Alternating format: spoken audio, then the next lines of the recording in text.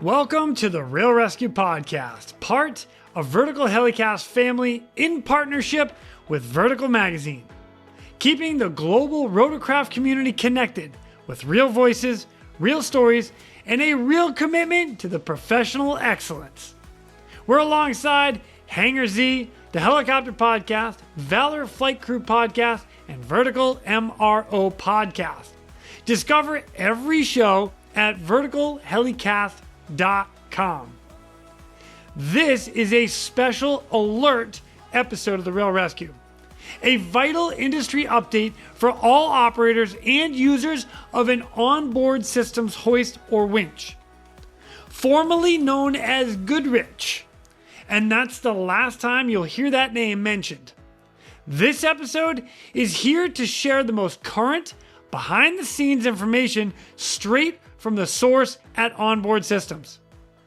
If you are using an onboard systems hoist anywhere in the world, this episode is for you. In this alert edition, we sit down with President Cory VanBuskirk, the General Manager, Artak Arakelian, and the Director of Business Development, Nick Demogines, from Onboard Systems, Hoist and Winch. They deliver a critical update that affects everyone who depends on these systems to save lives and get the job done. Now let's go. My name is Jason Quinn. I am United States Coast Guard Rescue Swimmer number 500. These are my rescues and rescues from those of us that put our lives on the line every day so others may live. This is the Real ResQ Podcast.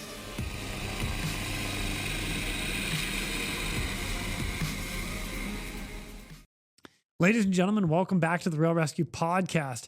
I am beyond excited the fact that I am sitting here in Anaheim, California at the brand new MRO facility of Onboard Systems, Hoist and Winch. They are literally opening this up, today? It's imminent. We'll say it's imminent. We've got two last little hurdles, but we're almost there. It's awesome. And it's what a beautiful location. Like, the building looks gorgeous. I've actually already done a walkthrough. They're even like doing the floors up really nice. And I mean, they're like doing some good stuff here. So, well, I'll tell you what, guys, let me bring a little introduction in to all of you guys who are sitting with me today, because one of the things that we're doing with this specific podcast is this is going to be an industry update to everybody that uses the Onboard Systems Hoist and Winch, formerly known as Goodrich. And we are going to do everything we can to say it's no longer Goodrich. It is officially Onboard Systems Hoist and Winch. Get rid of that name. Use the new name. For all you listeners out there, Jason actually called it Goodrich yesterday, so I know that this is going to be something that's going to be hard for everybody to drop. But yeah, we are no longer Goodrich. We are Onboard. I like it. Yeah, I totally did. I didn't even mean to. It was terrible. It just kind of rolled out. I actually just did it like a minute ago. Yeah, it's a habit. Nick was like, "Oh no, we'll change that habit." We're gonna work at it. All right. First, we've got the CEO, president. So I run the mission systems business with Insignia Aerospace. So that is Onboard Systems Hoist and Winch, Onboard Systems International, Life-Saving Systems. So everybody who knows Mario, you know Life-Saving Systems, and then Meeker Aviation. Nice. Probably a lot of Cal Meeker fans out there as well. So that's our business, Insignia Mission Systems. Love it, and that's Cory VanBuskirk. What's up, man? Not much. Happy to be here. Glad we're doing it. We started talking about this about 6 months ago. Yeah. 7 months ago. So yeah. Glad we're finally making this happen. I know, totally. Yeah. This is great. Hey, thank you for having me out. This is awesome. I love the fact that I'm here in the new facility. This is awesome. Yeah. So, all right, our next one up here, we've got Artak Arakelian. Got it. Oh my gosh. Holy cow, nailed it. All right. Say it official. Like, how do you pronounce your name exactly? Artak Arakelian. Oh, right on. I did know that. Yeah, I just extended it a little longer. Yeah, enunciated is what you did. Oh, that's okay. I like that. Yeah, I'll work at that. Nice. Well, hey, thank you for being here. What is your position here with Onboard? I am the general manager of Onboard Systems Hoist and Winch in Anaheim, California. So overseeing the OE and MRO operation. Glad to be here. Cool. Thank you for having us on. Yeah, heck yeah. And the man, the myth, the legend, the guy that everybody knows out there, Mr. Nick Demogines. Glad to be here. How you do? It's good to see you again. And what's cool is like you and I actually had a conversation like a year ago at European rotors, and you had literally been a part of Onboard Systems for like 2 or 3 days. It was like the first week. First week Yeah. being part of Onboard Systems, Hoist and Winch. The week before it was Collins Aerospace, and get on a plane, go to European Rotors, new company, new Oh. booth, boom. That's awesome. Yeah. Yeah. was And that good. was the first time that you and I actually got to talk about this because, and it was kind of funny. I threw you right into the blades right off the get go because I had asked a bunch of the guys out in the field. I'm like, hey, I'm sitting down with Nick. Who's got questions? And I was like, I think you looked at me like, really? Yep. And I did. I said, are we really going to do this? Yes. And here we are a year later, Yeah. and we've got a lot of good updates. So, I was excited then. I'm more excited now because Awesome. you can see some real improvement, and we got a lot of work to do. But yeah, that was a fun week. Yeah. Oh, it was a blast. I don't think you understand how much you really did throw him into the blades there, because leading up to the acquisition, we were not allowed to talk to anybody in the business. So Nick, we kind of knew him from when we worked in the business in the past, but so he had an idea of what we wanted to do, but he had 1 week, I think, and no face-to-face time, and everybody was asking him all these questions. So it was, he was definitely a sport for that. That's awesome. Hey, you know what? We're going to get a bunch of those more in-depth, detailed answers even more now.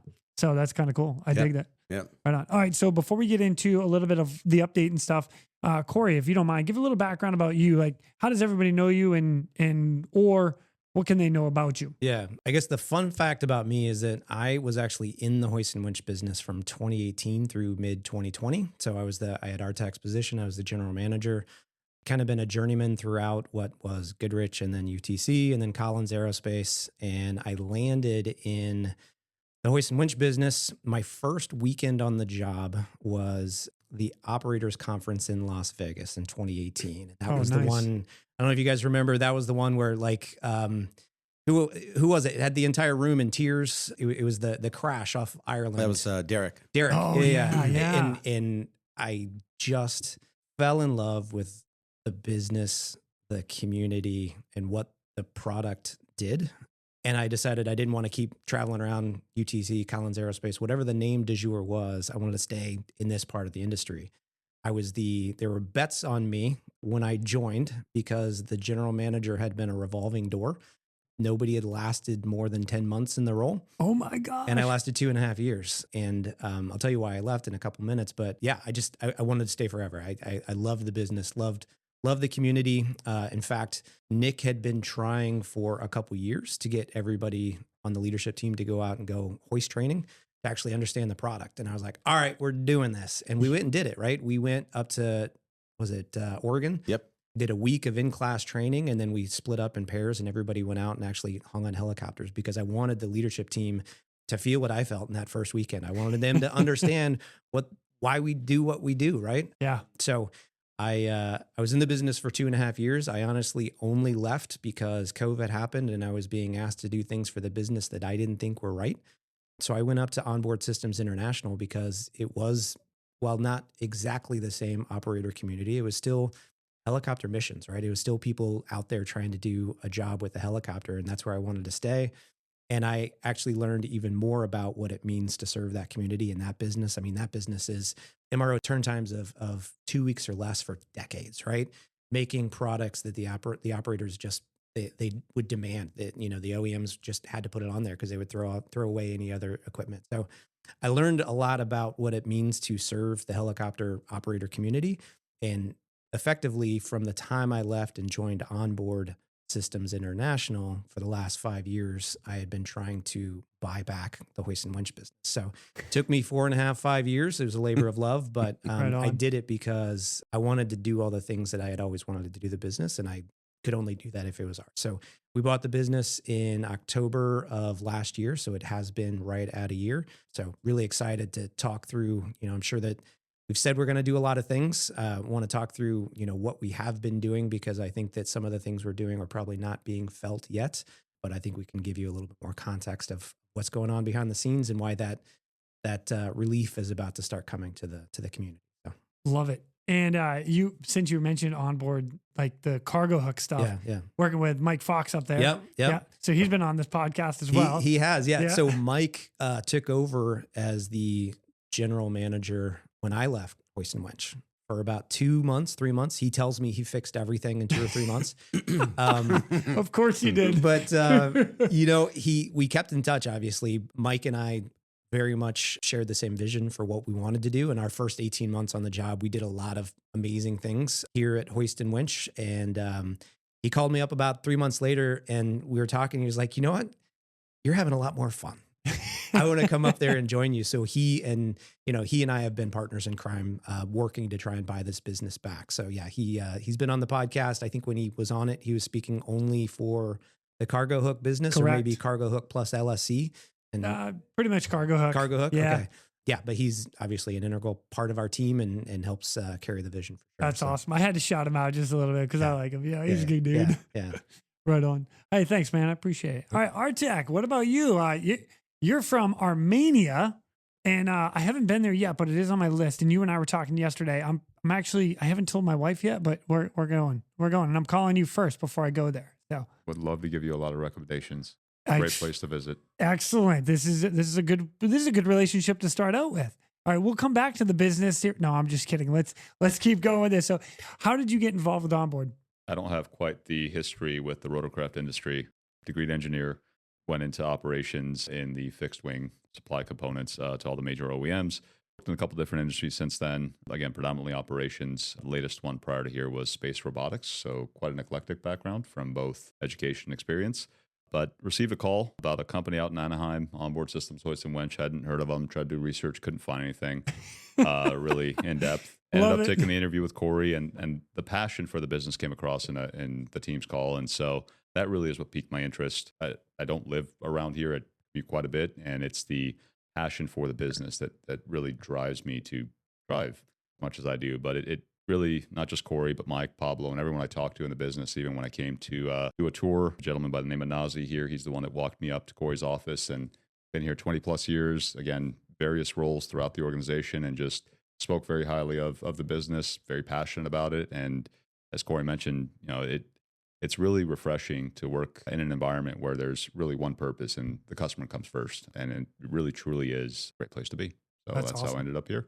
That's cool, man. Now, you mentioned Nazi. I had an opportunity to meet him yesterday, and he's going to be in charge of the MRO, basically the whole thing, everything that you guys have for maintenance, overhaul, repair. Yes. Yeah. That's awesome. And the reason for that is when I was in the business back in my first tour of duty, Nazi was running MRO at that time. So he was kind of put aside after Mike and I left, and they wanted to use that as an opportunity, or that position as an opportunity to develop other talent. And then there's also the big element. They actually moved all the MRO out of here. So that job kind of went away, but Nazi knows how to do it. And Nazi knows what it means to drive down lead times to what we expect. So it's just natural fit. We're not having to teach somebody some new tricks. He'll drop right in, and from day one, he'll already be, working on 12 cylinders that he operates under. Awesome. Yeah. Right on. The only difference will be it's whatever Cory's turnaround times were. We're going to try to beat that by at least a week, if not 2. Ooh, bar has been set. Game throw on. That out there. Is there like a bet on that one too? I mean, we had a bet on you like back at GM, mate. Yeah. I don't know if we have one, but we might have to craft something. We'll figure something out. Yeah. Drop a little pool in there. Yeah. Oh man, I'm digging it. All right, Nick, let's come to you, buddy. It's good to see you again, man. Good to see you. Yeah. Yeah. It's always fun. Yeah. Yeah. Yeah. So you're still here. I'm still here. I plan to be here for a while. So excellent. No, I love this business. I mean, we've actually been friends for a number of years, and I didn't start my career saying I want to be in the hoist business. Actually, I'm an engineer like Artak. Spent most of my time in engineering. Actually ran the engineering business here for the first 5 years for Hoist and Winch, and then moved over into business development, which is what I've been doing for the last 6 years. And now I'm doing it for both Onboard Systems, Hoist and Winch, but also for the Onboard Systems International Cargo Hooks. So that's kind of exciting for me too, because it's it's a different line, but it actually supports the same customer base. Like Cory was saying, there's a lot of overlap and, talking about fit within Signia Aerospace, the companies, they have very similar customer bases. They have a very similar purpose and application, right? So the reason I've stuck with this company through ups and downs is really, like Artak said too, is the passion, right? There's a lot of passion that I have for the product, but also for the people who use the product. I mean, that's one of the biggest things that gets me excited. Gets me excited to go do the operators conference every year. Yes. And talk to the actual users and operators and understand how they use the equipment and what they do with it, right? I mean, that's kind of the biggest excitement for me, and what keeps me engaged and moving on through just doing regular business is, at the end of the day, you go look at it and you say, hey, they're using that to either rescue people or take things from one place to another or take people from one place to another. Yeah. And it's all the product that's being made here and being worked on here to support them. Yeah. Yeah. That's awesome. I like being the end user because I get to usually hang off your hoist and hook and so yeah, trust in us, right? Yeah. Oh yeah. You got to trust us. It's the ones that hang on the cable and they go, "Are you sure?" It's kind of a small cable. Yeah. And when you're 250 feet in the air looking down, or vice versa, or looking up, you're like, "Oh, this is a long way." Well, it's like that's one of the things that I learned when I went out with Utah DPS when I did my training. I was a rescue dummy for a week. I can play that role really well, apparently. But it's two things. One is the mission pre-brief, and they talk about they talk about the risks, they talk about what they need to accomplish. And it was powerful in when they talked about the risks.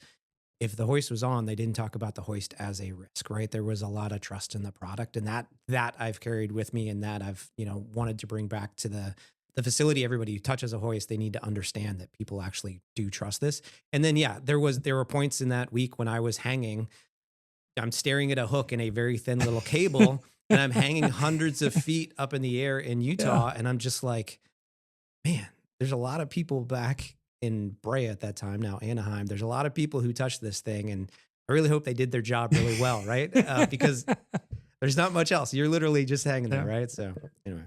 Well, it's cool because, again, and this is just me personally, like I have been on your hoist hook or your hoist in particular, and I've put it through the works. I can tell you that right now. Like the off-center picks, the going down into some precarious areas, it works, and it works well. And I've never not trusted the product, and that's just me personally. So shout out to that. And I just recorded with Utah DPS, and they have a very interesting rescue. But they literally do an off-center pickup of this guy on a cliff, and they are swinging the rescueman to get him on the side of the cliff because they can't get the helicopter close enough. And to have a product that you don't have to worry about, is this going to work when we do this? It never even crossed their mind. It's like it's the question is, how are we going to get it done? Right. It's not if, it's how. Yeah. That's cool. Yeah. So we need and want and I think have everybody in our business really understanding. It's so important and so powerful. And as a leader, it's a tool. Like we don't want just people who work here. We want people who actually care. Right? Yeah. For sure. Yeah. Right on, man. All right. So Cory, let me ask you, what brought you to want to purchase Goodrich? There's a couple things. So if I take a step back, went up to Onboard, our first acquisition, life-saving systems. And then we bought Meeker, and the big white whale was always the rescue hoist, right? Our vision is still that we view helicopters as it's a work truck, right? People buy these things and they go do a job, right? And we, as Signia Mission Systems, we want to be a key part of all of the jobs that people do, right? That's where we want to play. And so hoisting was, that is the biggest mission that we weren't part of. So that plus the history I had with the business, knowing what I thought the potential was for the business and just wanting to be able to actually see that potential through. So an example, and I know we'll talk about this in detail because, I'm sure there's a lot of operators that, we've now owned it for a year. There's a lot of people who still probably aren't feeling any relief yet, right? The performance hasn't improved. And I'm sure that that's not lost on us, right? And that's why I appreciate the opportunity to explain what's actually happening. But when I was here, and we focused, and Nazi and I partnered on MRO. we had our average monthly turnaround times down into the 40 days. I think, what did he quote us yesterday? Between 42 and 48 is what we got it to. Yep. I was being pressured to move the MRO to North Carolina. And I said, nope, it's a bad idea. Nobody else will understand what this business needs, what this MRO needs, other than the people in this business. And so part of it, honestly, is I wanted to buy the business back because I wanted to see through all the things that I always thought we could do. But I just wanted to be proven right that all the things they ended up doing were the wrong things. And I wanted to buy it back so I can show them that if you do it the right way, this business. Yeah, exactly. So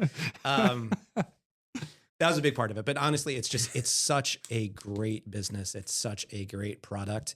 And we, with, Mike and I and Pablo, and we knew the people in the business, we just knew in the right hands. And again, I go back to why I was the longest tenured GM in this business for the last 15 years. I fell in love with the community, and I felt I could live out the rest of my career in this industry. And the legacy I want to leave is actually leaving this place in a scenario where we're actually serving the operators the way they be served. Right on.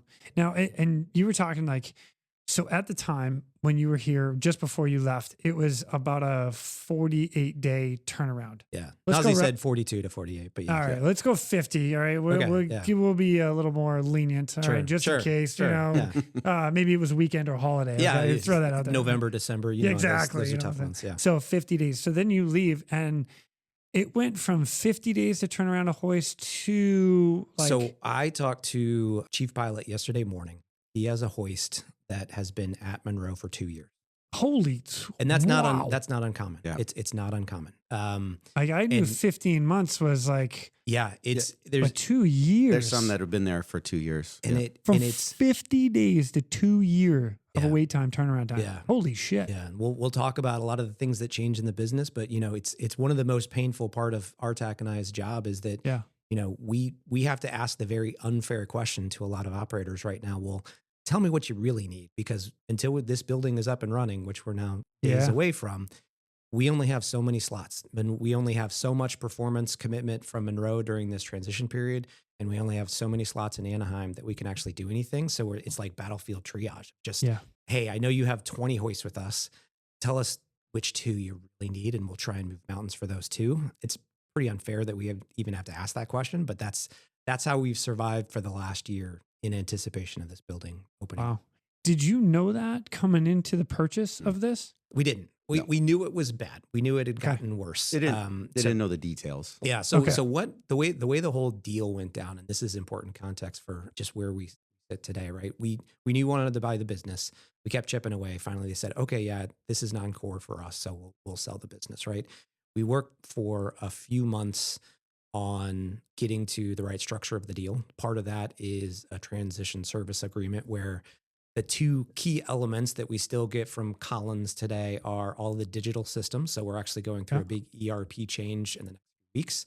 That's been a year's worth of work getting ready. So we're actually operating under the Collins ERP today. Oh, wow. Okay. And the other one was they committed to continue operations at their Monroe facility for a year while we set up our new facility. So that's the agreement that we set up.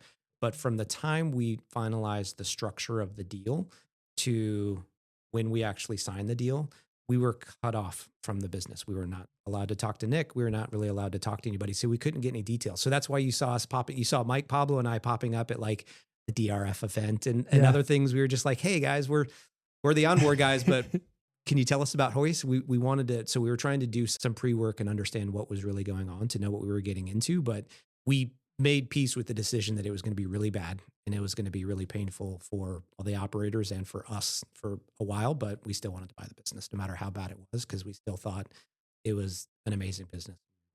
See it through. Nice. Yeah. When did you actually learn that it was such a long lead time? It was Q3 of last year as we were finalizing the details and trying to finalize the plan with Monroe. We kind of were getting more and more intel that, hey, it's not even 6 months, which would be bad enough. It's grown to 18, 24 months. Wow. Yeah. Damn. So I knew it was about 15 months, or that's kind of the rumor that was out and about. And I was like, wow, that's a long time. And again, like as an operator, all us operators talk. So Yeah, of course. Yep. I mean, that's the way it is. And then you have guys like, hey, does anybody, and I don't know if you're aware of this, they would actually start messaging in different groups and stuff and say, hey, does anybody know who has a spare hoist that I can borrow for like 6 months until X, because this one's going out and we need a hoist. And it was like beg, borrow, and steal from partner agencies. Yeah. I mean, you see it. I mean, that's a smart thing to do when you have a community like that, because if you didn't, you couldn't go ask a neighbor for milk, No, or right? eggs, or a spare hoist, right? Yeah. I mean, at the end of the day, that's what it was. Yeah. They're in a world of hurt. They're just trying to find a way to keep going while we try to solve our problem. Yeah. And that's the issue that we have pretty much across the board, is we don't even have spare hoists to sell. If we used to have some spare hoists that we could actually sell, or we had some rotable units that we had in place, but there's just not enough of them.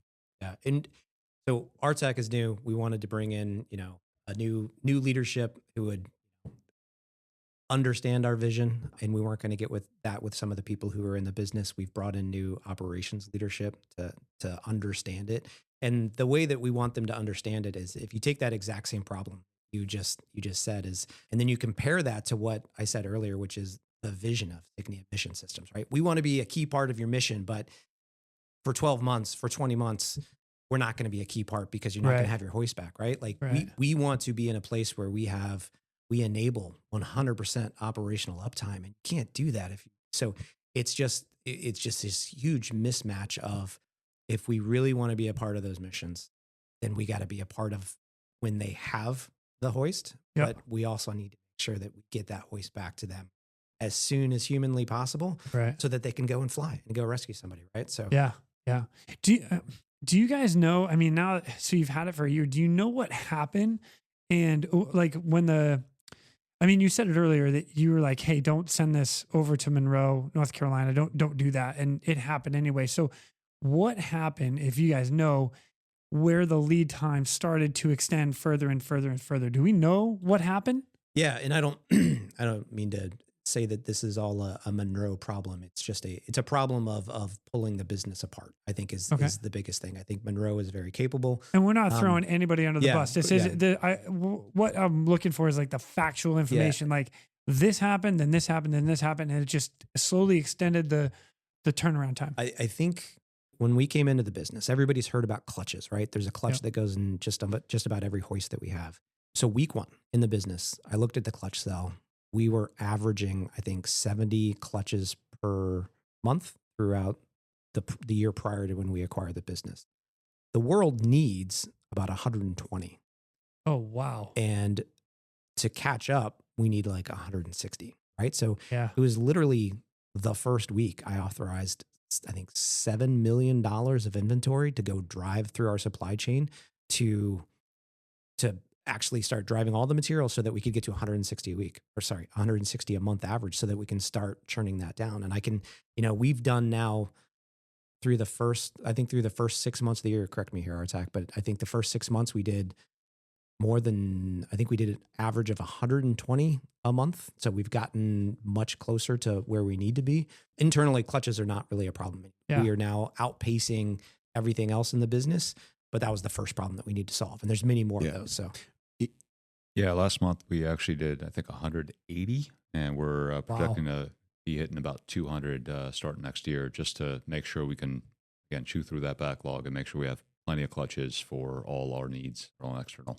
But nice. The clutch is just that's one. just one. That was the main one. It was the entire supply chain now needs the exact same know. thing, but that's the one that everybody knows. That's the one that was the easy button for people to, we don't have clutch, so we can't do your hoist, right? Yeah. Like we took away that easy button for why we're not going to do it. And we said, okay, now let's go solve the next problem. But that was pretty prevalent throughout the supply chain. Interesting. But inventory was a big piece of it. And this business needs inventory. This business needs to have an influx of investment in the inventory, so we have parts available when we need them to get those units in and out in a reasonable amount of time, right? And so from a turnaround time perspective, if you don't have parts, you can't turn them around, right? Right. So, and that's what happened. The parts started not being available for longer and longer periods of time. And it's a hard problem to come back from. we are, and I think, we will get there. It's just a hard journey. Dang, man. Now, I had actually heard at one point or another, and again, there's a lot of rumors that go around, so maybe you can help me squash this one. But at one point, there was components or hoists in North Carolina, but the parts were here in Anaheim. And at one point, somebody wasn't talking to the other person, or somebody wasn't making a phone call, and they thought that this was getting done, or they thought this was getting done. So that I'm going to call it a bit of lack of communication, and maybe just the complacency of like, oh no, they're taking care of it over there, and without actually following up with that. How accurate is that? Very accurate. Yeah, well, there you go. I guess it's not a rumor. No, is it's not a rumor. It's I mean, and I don't know, again, that's I don't know where and how it broke down. It's gotten worse since we, pre-acquisition, at least folks within this business had the ability to go into, there's a Collins MRO tracker that they had the ability to go in and see the status of hoist, see what was needed. And we've lost that. That was one of the things that was cut off after we closed the acquisition. They said, well, we'll send you information. So I can really only speak to what has transpired since the acquisition. Yep.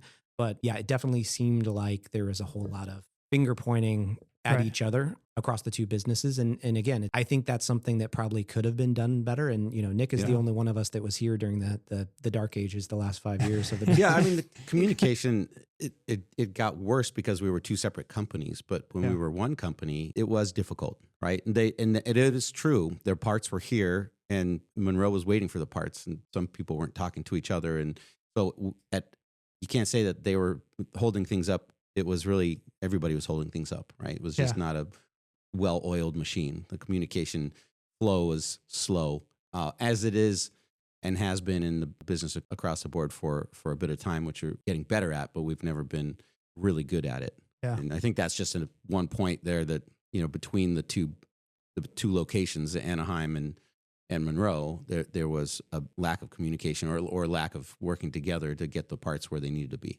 It sounds like a joke in there. As per my last email, is it bad? Can I say that? No, I'm sure there's a lot of that. There's a lot of systems in place that, hey, I ordered the parts. Did you order the parts? Well, sometimes there might be waiting and shipping. Yeah. Nobody knows that. Right. The part, you have the parts. No, you have the parts. Yeah. Right. So that makes it for a headache. It does. For sure. Right. All right, well, let's spin that a little bit and go, now you've had it for 1 year. Like, you've owned the company for a year. What have you guys done to address this issue and the steps moving forward? So what is everybody going to be looking forward to? Now, you said it's like you might not feel it out there right now, but you guys have done a lot. And I know that just from talking to all of you guys, and the user conferences. But what have you guys done? What can you tell everybody, like, hey, these are the steps we're moving forward with. This is what we've done, and this is what the plan is. So there are three main elements that we focused our investment on: facilities, people, and parts. And you need all three of those in order to kind of get back to that I'm going to say 30-day turnaround time. That's what I'm going to challenge us to. 30 days. I'm so excited. So the facilities, obviously, we're in here, right? We invested day one, lease was signed. We bought this building about a month before we closed. A month before you closed on the deal? Yeah. Pablo and I, who probably a lot of people in this community knows, he and I were down here a month before we closed.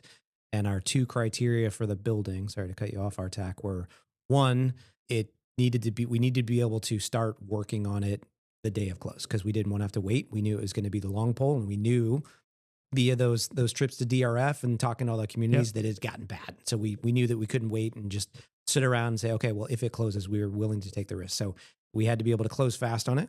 And we wanted it close enough that from an FAA approval standpoint, which whoever has ever tried to set up a new MRO facility or location, that can be a tricky, time-consuming, and unpredictable thing. And we wanted to make it close enough where we could, in the eyes of the FAA, they would basically see it as an extension of our current approvals, which is what they've done. The approval, we already have the FAA approvals for this building, which was a huge risk and concern for us. So anyway, it was a month before. We were not waiting. We moved fast. Nice. Yeah. That's great. All right, keep going, Artak. Fair enough. Thank you for the clarification. But yeah, facility is a big part, right? You need a place to do the work. You need people to do the work, and then you need parts to do the work with. It's really simple when you boil it down. In terms of people, we did have a plan to hire more than what we thought we needed, just because you have attrition plus we have a big hurdle to get over with the giant backlog, so can never have too many people here. We had a hiring event in April that was pretty successful. Got about 30 new hires, but our system wasn't really designed to absorb 30 people at once. It was more of 5 or 10 at a time. So we had to really get our heads together and got the team together to think through what can we do different and better for training to be more effective, more efficient, while at the same time, quality of the product is number one, right? Because people's lives literally hang in the balance, whether you're going to work on a windmill or a wind turbine, I should say, or you're doing a rescue, right? So the quality of the product cannot be compromised under any circumstance. So with that one non-negotiable, we really got our experienced technicians, got a few trainers, opened up some new training positions, re-looked at how we train, did some video demonstrations for some of these new hires so they can watch over and over, just like, we could learn a lot watching YouTube, right? So took the same concept, really applied it to our training, made it as simple as possible. I like to say make it management proof. I can't say idiot proof. So make it management proof with no direction whatsoever. He looked at me when he said idiot. I just want to call him out. We did. We're not on camera, but that is correct. Clarification. So that's really how we approached training. And then we had a second hiring event in June with that cohort starting in July. So all in all, we hired, I want to say 63 new employees against a target of about 50. You have some attrition. Obviously, we're always backfilling, but the training program now through those two iterations is pretty robust and it can handle about 20, 30 people at a time. Wow. It does take a little bit of flexibility and creativity, but we were able to get those folks going. And I think the second batch, they were starting to get stamps last week, so about 90 days to where they're actually able to repair hoists. So just in time for our imminent opening here. Nice. So we have the facilities, we have the people, now parts. You heard Nick mention inventory. Can I jump on the people real quick? Because I really, I love this, by the way. I think it was a unique perspective. And prior military, right? A lot of stuff you'll see is like the on-the-job training, and you get a standard, which is probably known as a PQS, or your checkoff sheet, or whatever you want to call it, your syllabus, and you're going through learning your job. And then, so Cory, if I came to you, I'd be like, hey, I need to do this section today. And I prove to you that I do it. And you'd say, yep, okay, checked off. And you sign it and initial it. Well, then Artak, I go to the next one. Oh, hey, I need to do this today. And I get signed off by you as the expert instructor. And then I come to Nick and the same thing. And that's how I progressively go. Is that similar to what you guys are doing, the on-the-job training? Yes, it is by operation. So yes, for on-the-job training, it's not you wait until you kind of do it all, but it's step by step. Yeah. The new builds are a little more linear. The repairs are a little obviously more complex as no two hoists are the same coming in. Overhaul's an overhaul, but repairs, you have to really understand what you're doing. But yes, it is by operation, step by step. That's awesome. And I say that's awesome because there's like, when you look at it, you're like, no experience needed. What? But at the same time, that's actually in my mind and the way I look at, and even guys that I'm training that do hoist operators, I'd almost rather have somebody that doesn't have the training, because then they don't have any bad habits yet.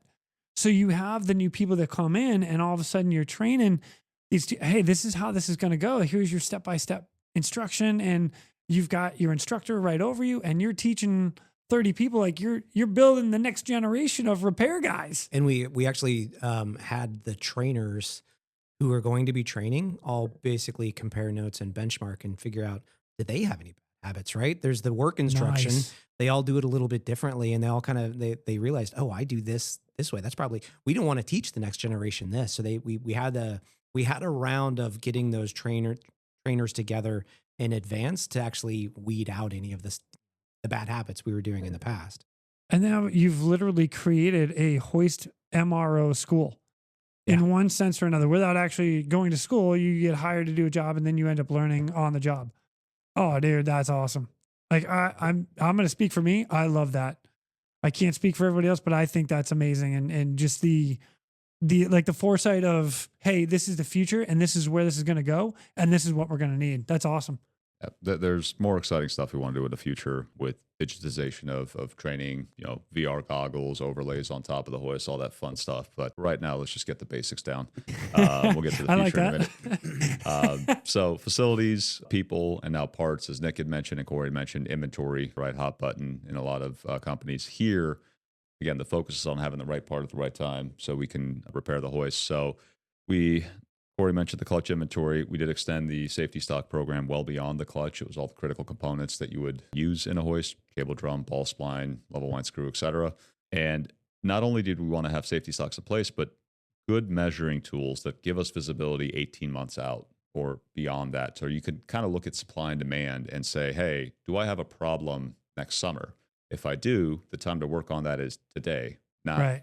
30 days out. That you're not giving yourself a lot of time to recover. And so historically, it seemed like a lot of the same problem children parts would come up. And so really putting the safety stock is one thing, but having effective and efficient tools to monitor. You don't want to spend 3 days doing data mining to understand whether you have a problem. You want to click a few buttons, select the time range, and understand what your pain points could be next November. And through the use of that tool, we've actually identified a couple, and we're actively working to mitigate and address those. And again, really excited for what the future holds. But that's kind of what we've done here in the near term in terms of facilities, people, and parts. And the last thing I'll say about parts, approving safety stock and approving inventory is one thing, but it does take a lead time in order to get those inventory levels where they need to be. It's not as if suppliers just have a switch and they flip it and all of a sudden, 1,000 cable drums show up at your door. Right. So we, in the summer, started seeing that lead time, started seeing those parts trickle in, and the tail end of that we're starting to see here in Q4. If you walk by a receiving department, it is chock full of parts. I mean, a lot out there. And so we're working through those and getting them in inventory and issued out. But I will say that by and large, once we're out of this year, I don't expect components to be a holdup for our ability to repair and turn around hoists. That's awesome.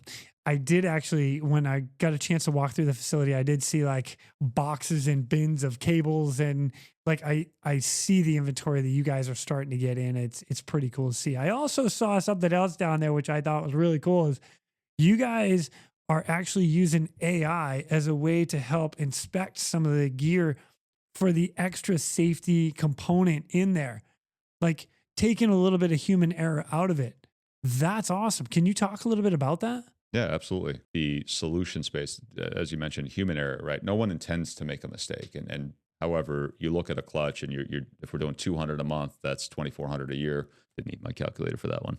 But even if one of them is missing a retaining ring or a key component, that is one too many. So really want to take, our processes haven't changed. We just added an extra layer of security there. So we have a camera mounted on top of the clutch. It takes a visual image by serial number and validates that all the key components are there from an assembly standpoint. Obviously, we have testing that validates that as well, but we want to make sure that every single clutch that leaves that cell, we have irrefutable photographic evidence that it was assembled correctly right before it went into that hoist.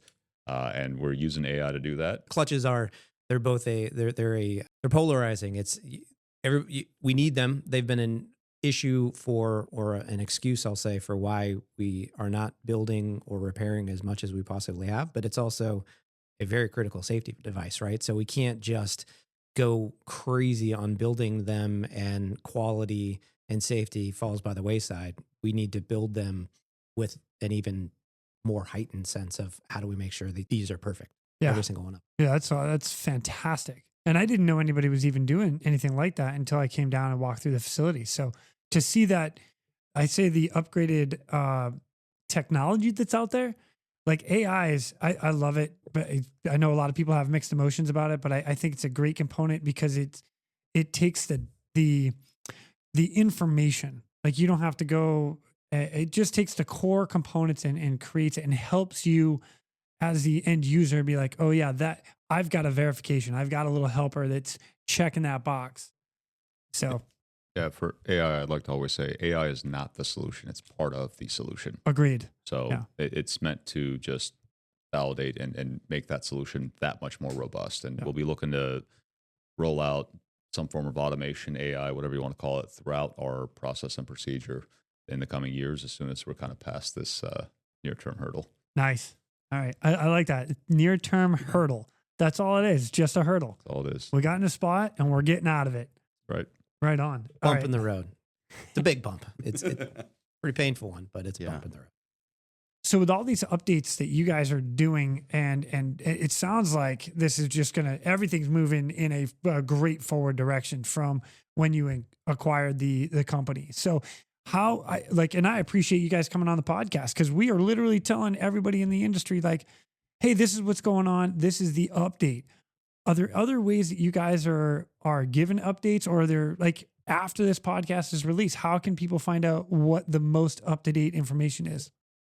Yeah, there's a few ways that we're trying to get that information out there. One obvious way is the operators conferences that we have. This year, we're having one right before European Rotors in Cologne. Next year, we've already got it set up for right before Verticon in Atlanta.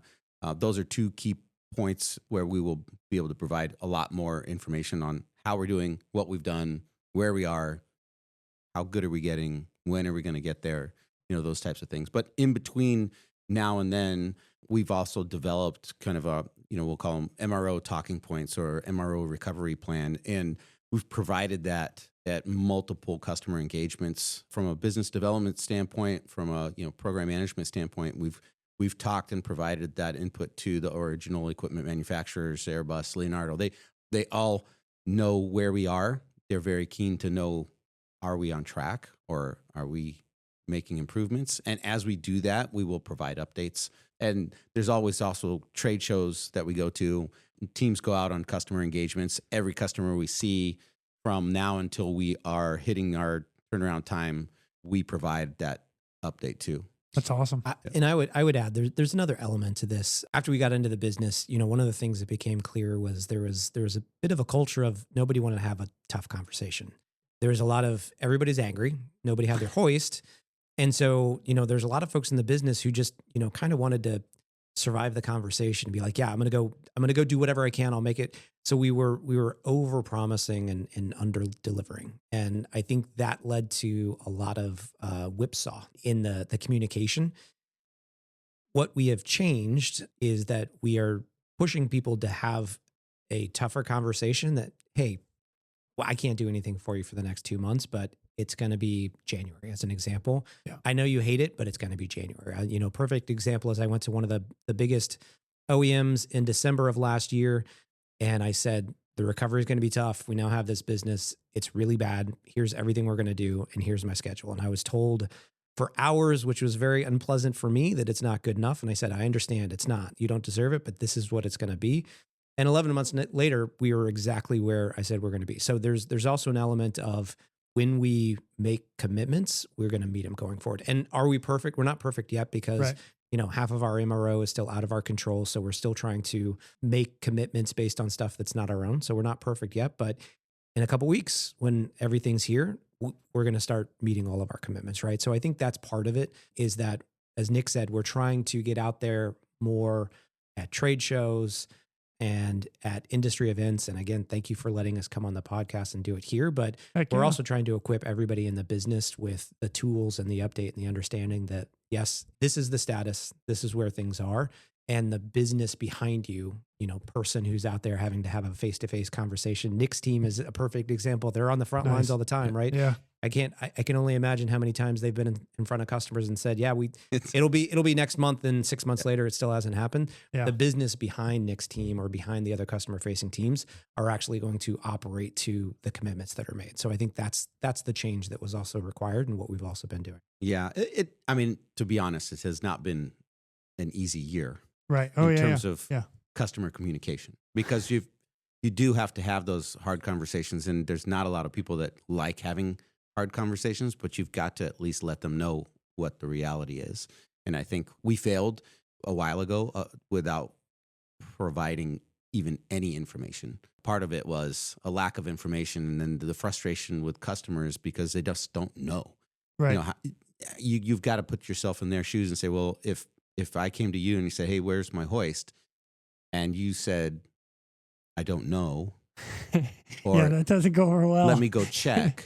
Or is there any change from last month or 2 months ago? We are being much more available with the information, and we're trying to provide that so that they can plan, right? Right. Especially if they have a larger fleet, or even if they only have one. And it is especially if they only have one. Yeah. Because if they only have one, then they can't go do anything. So what Cory was saying is, we don't want to be, we want them to use the equipment to go do what they need to do. If that's, saving lives, maybe somebody's life isn't being saved because we can't get the hoist there fast enough. And that hurts. So, part of this with the podcast to get that information out there, it's not lost on us.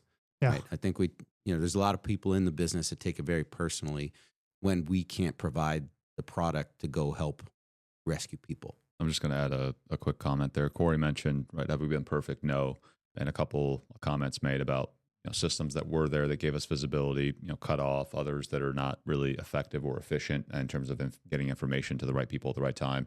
As part of this ERP transition we're going through, we're also building the reporting structure and the information flow that'll feed off of that allows people to have real-time accurate information, because communication comes down to two things: effective and efficient flow of information. And if it's not effective, i.e. inaccurate, you got a problem. If it's not efficient, by the time you get it out to the customer, stuff's changed.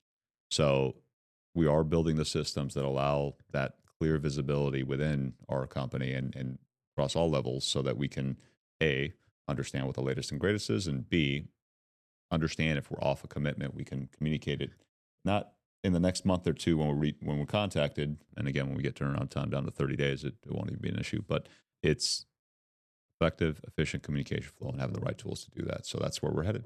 I like that. And I know this is a hard thing for some people to do, and that's like ownership. Like, you guys are literally stepping out, and I'll use Jocko, and I'm throwing Jocko a plug right now. Extreme ownership all day long. And this is what you guys are doing right now, is you're like, okay, this is where we're at. We understand the frustration. We know we are doing everything we can. This is what we bought. This is how we're fixing it. And this is what we're doing to move forward. And I think that's awesome that you guys are coming on here to share that information. Because it is, again, when you're sitting in the dark as an operator and you're like, what is going on? And then there's no answers. That is frustrating. And I get it. And I get on both sides. Like, it's frustrating here when you don't have the equipment that you have or that you need to get the product up and back out. So again, I appreciate that. Yeah. Thank you. Yeah, you're welcome. All right, let me go into the next in the future. So we've hit on how, the why, the what you bought into, how we're going to fix and stuff. I know there's a few people out there that are like, what's up with Pegasus? And some of the other future things that we have. So what's the look ahead? What's the vision for the future of Onboard Systems? Well, we came in with two very clear, and these have not changed, mandates, North Stars for the business, right? Pegasus is one of those. But we were very clear that no operator in their right mind would want to buy a Pegasus hoist if we don't fix everything else. So that's my qualifier here, that this is in no way meant to be. I'll let Nick do the sales pitch. I don't feel like I'm in a place where I could try and sell Pegasus at all. I do think that Pegasus is, if you think about the way it was designed and you think about the problems that we've had today, even when times were good, Pegasus is going to make life easier for operators. It's modular. It enables things like standard exchange models where effectively operational uptime, Artak is saying he's going to get to 30 days. With a modular exchange program, you could be down maybe a day, or you could have a module on your, like, there are things that could totally eliminate any downtime for operators. It gives you effectively 50% more carrying capacity. It goes up to 668 pounds. I mean, I'm not going to steal Nick's thunder. I'm sure he's done. Keep going. I love it. So Pegasus makes my job is easy. Absolutely the future of this business. And I think that if we can earn back the trust of operators, it is the right discussion to have, because if you look at, lifetime ownership costs and operational uptime, it is game changing for the industry.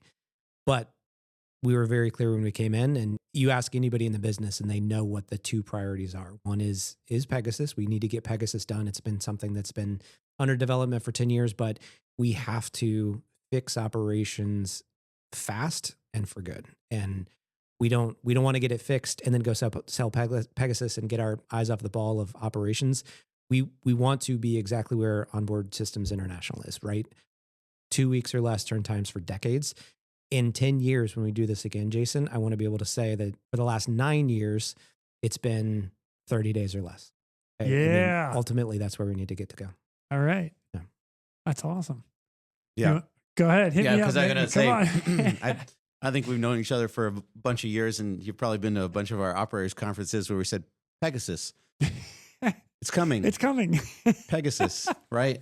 Look, we've got the model up here. It looks all cool. Look, it's coming next year, or there's a lot more confidence now. I'll say, because you can see the backing that's behind it. You can see the amount of work that the engineers are putting in, and the drive. It's a singular drive. We don't have to compete in a large company for funding because it's our funding, right? It's dedicated and focused to the hoist, not to other equipment, or we're not just one project on a list. We are the project. Yeah. That's what all of our engineers are working on, and we're fully invested. That's the other piece that Cory was saying, is that this is the most important piece of our business, is the growth versus, or in addition to just getting our house in order, as I like to say, right? The MRO activity, the turnaround time, all of that is just cleaning our house, getting our house in order, and being very focused on getting that work done.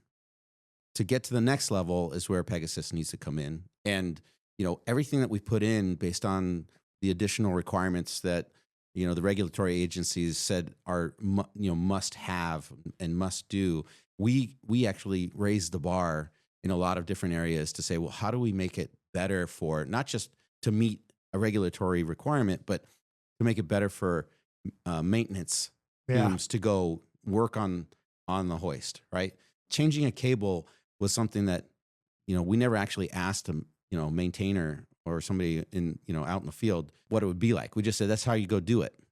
And changing a cable on the current hoist, it's not easy. So I got to give them. It's a little and it requires special tools. It requires special tools and everything. But if you never really ask, you never get that feedback if you don't ask, the people that are actually maintaining it. I keep telling Nick I want to do at either Verticon show or European Rotors. I want to actually have a Pegasus hoist there and have a stopwatch, and the fastest person to change a cable gets some kind of prize, because you can do it, I think, 15 minutes or less, right? With no special tools. Yeah. Game on. What's the prize? I don't know. Okay. It'll be a secret.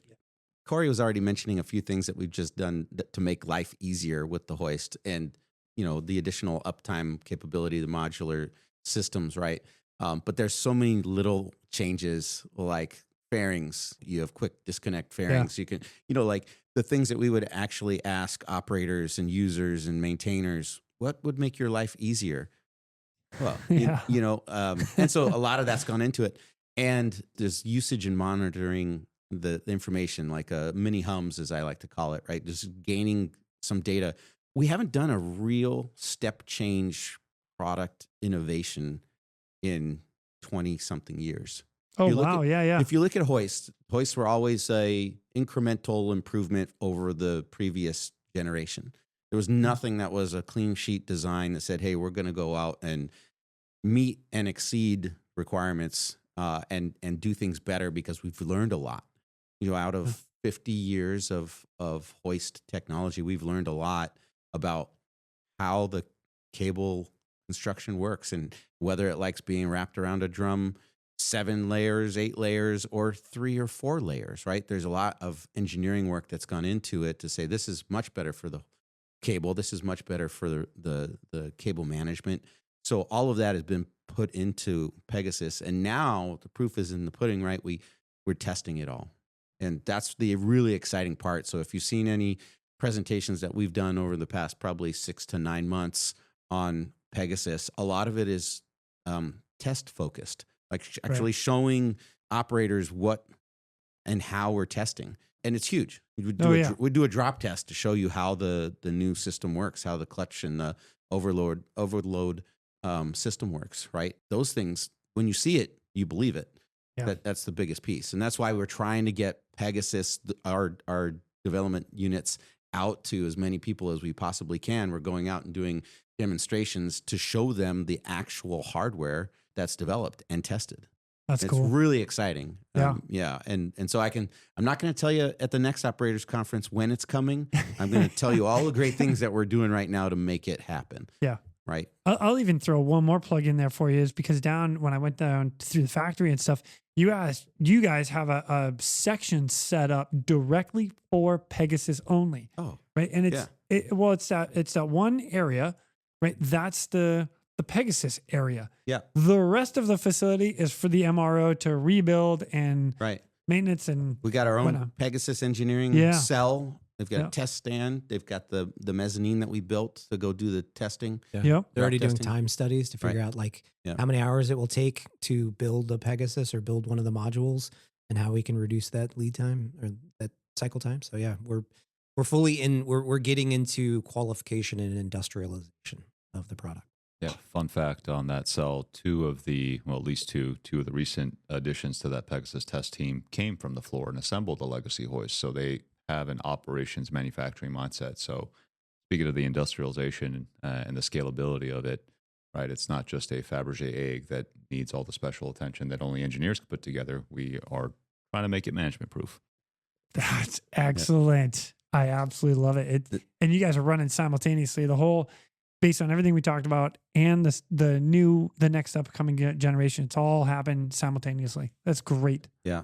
So the only other thing on Pegasus is, the original intent behind it was to basically be backwards compatible. So what we're still trying to do, and we're really close. We always talk about putting Pegasus on a diet, but we need to keep it at the same similar weight space framework that we've had on existing hoists, so that at some point in time we can do a replacement of the hoist in the field if somebody wants to do an upgrade.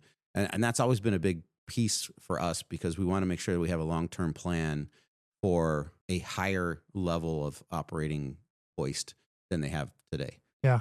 So we would basically replace ourselves, but it would be a true upgrade for those operators. But we couldn't do it, and we can't do it if it's not within the weight framework that it needs to be. Right. I get it. Not to mention, I mean, the big one here that a lot of people are still having to deal with is the clutch overhauls, right? We totally get out of the clutch overhauls. 100%. Which is, I know, a pain point for everybody. Yep. Oh, interesting. Yeah, I've lived with that. My first job in the engineering world was, I think I started in 2014. And for my first day on the job within the engineering world was go deal with the clutch issue. Okay. Yeah. So I would like nothing more than to have a Pegasus out there that doesn't have a clutch test that needs to be performed or a 2-year overhaul or replacement. All right.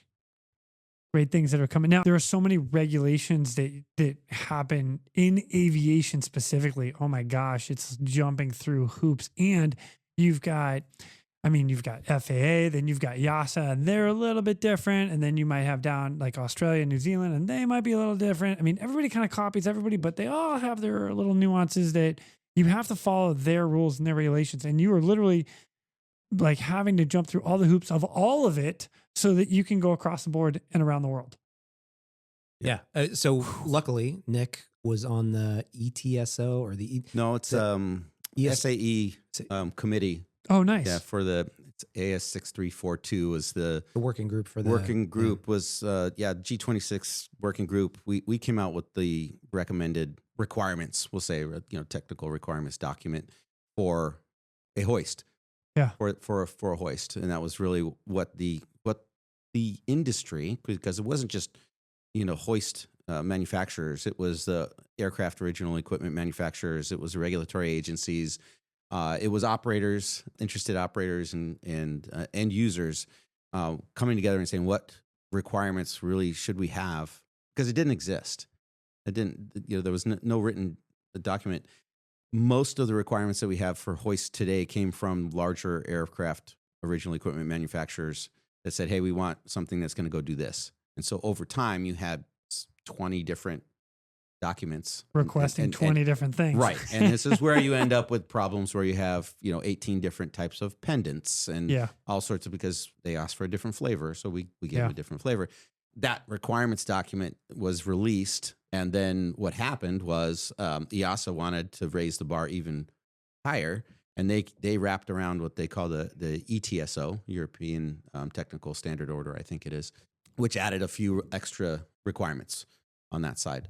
Now, it's all in the name of safety, and I think the industry understands that. It's what we're all driving towards. But once you actually have that and you apply for a TSO on the FAA side or an ETSO on the EASA side, that can be used across the board. Oh, that's great. Yeah. And you say you're certified and you have a TSO or an ETSO, there's pretty much no questions about validity or the actual requirements being met. Right on. Yeah. And so it's big for the industry. I know, like, we've never done it before in the hoist industry. This is going to be, first time that we're going to have an actual, it is now, first time we actually have a way to get to a TSO or an ETSO. And that's really what Pegasus is driving towards, because that's the bar that's been set and we've got to go meet it. It's pretty badass. For communication and ways for people to get in touch with you guys, should they have any questions or need support, want an update on maybe their individual hoist or whatnot, what is the best way to get in touch with you guys? So there's multiple ways. Okay. I'll say. I'm gonna shout out to our technical support team and our field support team. They are probably the first ones that anybody should get in touch with if they've got questions that come up in the field or anything like that. If it's specific to where's my hoist question, we've got an email for that, but they can always get a hold of me. They can always get a hold of, most of the time they have somebody from a customer service standpoint that they can reach out to. But I did want to give a big shout out to the technical support team, the field support team. And I can give that email out. It's hw-techsupport@onboardsystems.com. That's really the first line of defense. You can always go to the onboardsystems.com website, hit the hoist side. If you got a hoist, you can hit the hook side. If you got a hook, you can look at both sides if you've got hoists and hooks. But if you want to get a hold of us that way, there's a request information. There's also a customer service piece there that says if you've got a problem in the field, you can fill out a report. It will come to us. We will contact you. That's the best way to do it. Perfect. Right on. I appreciate that. And to wrap this up, last question for all you guys is if you could tell all the operators and technicians one thing right now, what would it be? The one thing I would say is stick with us. I think that's the biggest thing. And we're dedicated. We're focused. I think we also mentioned the passion that we have for the product and the people. So, and that's what I'm saying. I know it's hard and frustrating for customers and the operators, but stick with us. Thanks, man. Artak. Thank you, Nick. Yes, stick with us. I know it's taking a little bit longer than we all would like, but every decision we make, we basically ask one simple question. Does this help or hurt our ability to get to that 30-day turnaround time? If it helps, we do it. If it hurts, we don't. It really boiling it down to that kind of simple decision making. That's how we're able to authorize inventory and any decision within a matter of days and not weeks of charts. It doesn't matter how a presentation looks. Does it help or hurt the end user and getting them their hoist back within that 30-day or less time? Sweet. And the president, Mr. Cory. Yeah, I should have gone first because I was just going to say stick with it. And Nick stole my third. No, look, it's you're here, so you've seen the building we're sitting in, right? This was a shell. I'm fully aware that it has been a year, and there's probably a lot of questions of, okay, well, Onboard said it was going to be better, but nothing feels better, right? Over the last year, we've still been kind of handcuffed by our MRO being in Monroe, of our systems still being tied to Collins. But in that time, we've set up a building. We've gotten ready for a full ERP change. We've made sweeping changes on Pegasus design. We've made big reorganization to focus more on the customers. The amount of things that we all know that we've done in the last 12 months would have taken 5 years within Collins. Our ability to approve the funding for this building took me 24 hours in one phone call with our CEO and our ownership group to just get it done, right? Wow, that's awesome. Because that's what we want to do. So I know it doesn't feel like it yet, but really soon this building's going to be open, and really soon we will be fully extracted from Collins. We'll be on our own systems. And if we've moved that fast with that many things over the last 12 months, once you see what we can actually do when the business is ours, we're going to continue to move that fast. And those lead times are going to start shrinking really fast. And the communication is going to start getting that much better. And Nick will be able to go to an operators conference and say, this is when Pegasus is coming, because that's how fast we move. We've done it in all of our businesses, and we're moving a little bit what probably feels like slower here because of those handcuffs that we have, but they're about to be removed. And I can't wait in a year from now for you to come back and you'll see the difference. And I know a lot of people are having to trust us and stick with us, and we're asking for that. But I think it will be very tangible very soon. I love it. Well, hey, I cannot thank you guys for coming on enough to just give this industry update. I am excited to come back in a year and hear all the things that are going and where you're at that point in time. It's going to be amazing. So You will be more than welcome. sweet. Love to have you back. It'll be exciting. Yeah, we'll go get a beer together, Yeah. and we'll get some more barbecue together. Yeah.